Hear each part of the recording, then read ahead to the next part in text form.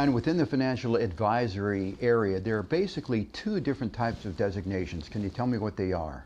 Yeah, there is a broker-dealer designation and a registered investment advisory firm or a registered investment advisory representative designation. The broker-dealer designation is more the traditional Merrill Lynch, Edward Jones kind of thing. They're not held to what's called the fiduciary standard, so we're going to talk about that standard and actually what it means. They're held to a best interest standard, which is something less than a fiduciary. So a fiduciary is required by law to act in their client's best interest, but I will talk again a little bit about sometimes that doesn't exactly happen. The other designation you can have and invest somebody's money in the markets is registered investment advisor.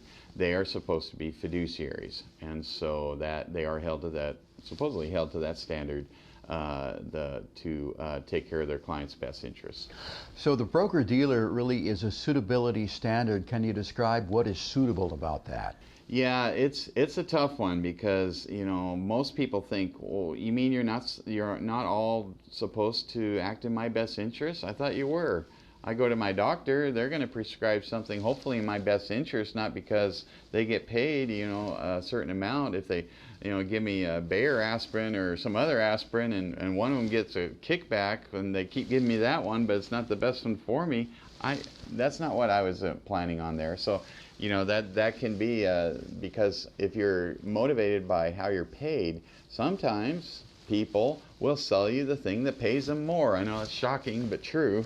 If I can put you into this product and get 2%, or this one and get 6%, or give you this advice and choose neither one and I don't get paid, if I'm a broker-dealer, I might be swayed to give you the 6% product. Okay, not all, but I might. And so that's the rub with the suitability standard. As long as you can kind of justify, oh, it's fairly suitable for this situation, they can sell you that product. Well, a registered investment advisor is not supposed to sell you either one of those products. They're supposed to tell you the advice that helps you the most, but that doesn't always happen either. So how does one tell whether the person they're talking to is a true fiduciary or not?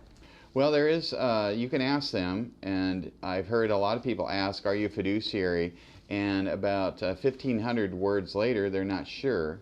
So I'm pretty much guessing, no, they are not, because they danced around the question. So I wrote an article once in Kiplinger, is when is a fiduciary truly acting as a fiduciary? And I talked about the situation where you had the broker-dealer, it's not held to that standard. And then you had the insurance agent that says, I am a fiduciary, I'm here to act in your best interest. Well, okay, well, how should we start? Well, I think you should buy an annuity. But you don't even know anything about me, so are they really acting as fiduciary, and can they, if they can't put you into other investments? So if I can only sell you one thing and get paid on one thing, I'm probably going to sell you that one thing. So how can I truly be a fiduciary? And then there's those fiduciaries that actually act like a fiduciary. And the best explanation I can put of that is the one that will tell you not to do something when it's appropriate.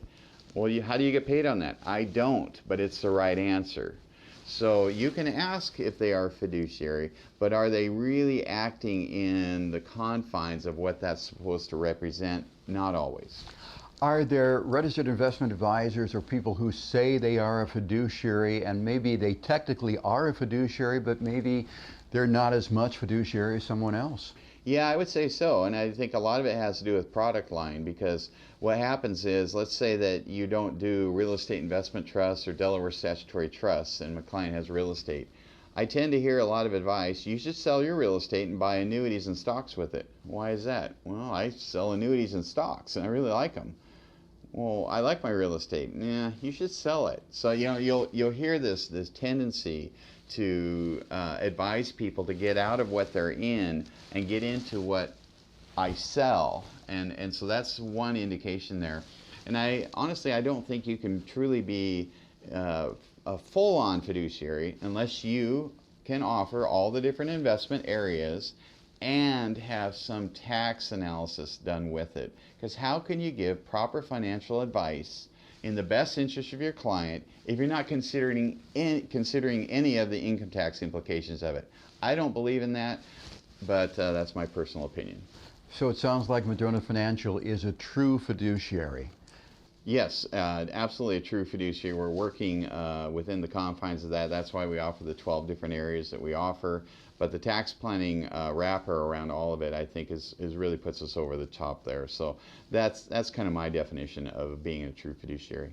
Brian, thanks for telling us about the fiduciary and the suitability standard.